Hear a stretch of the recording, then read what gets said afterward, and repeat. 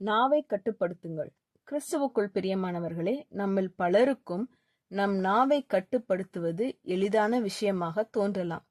எனக்கு அது பெரிய பிரச்சனையே இல்லை என்று நாமே நம்மிடம் சொல்லிக் கொள்வோம். ஆனால் ஒரு நாள் ஒரு நண்பருடன் பேசிக் கொண்டிருக்கும் போது அவளுக்கு வாய மூட தெரியாது என்று யாரையோ பற்றி பேச ஆரம்பித்திருப்போம்.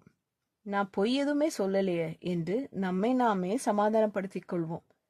அவள் கணவர் பற்றி என்ன சொன்னா தெரியுமா என்று உரையாடல் தொடரும்.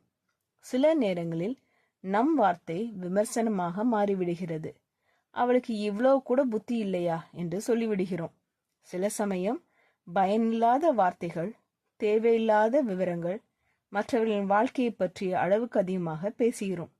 இன்னொரு நேரத்தில் நன்றி சொல்ல வேண்டிய இடத்தில் கூட நாம் புலம்பிக் கொண்டிருக்கிறோம்.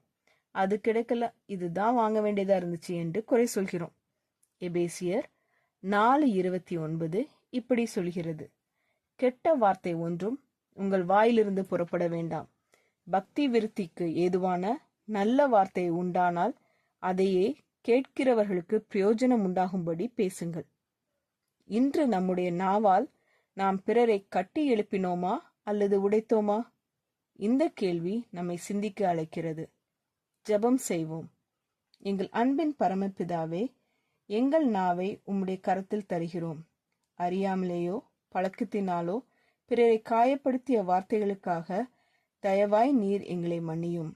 எங்கள் நாவால் குறை சொல்லாமல், விமர்சிக்காமல், பயனில்லாத பேச்சுகளில் ஈடுபடாமல், பிறரை கட்டி எழுப்பும் வார்த்தைகளையே பேச எங்களுக்கு கற்றுத்தாரும். நன்றி சொல்ல வேண்டிய இடங்களில் புலம்பாமல், உமது கிருபையை நினைத்து நன்றியோடு பேசும் இருதயத்தை எங்களுக்கு தாரும்.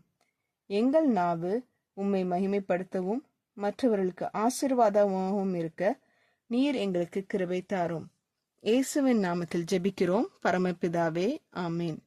இந்த மெசேஜ் 11 ஜூலை 2024 நான்சி டிமாஸ் ஓல்கமோத் அவர்களின் இயேசுவை தேடி என்ற புரோகிராமிலிருந்து எடுக்கப்பட்டது. கர்த்தர் உங்களை ஆசீர்வதிப்பாராக.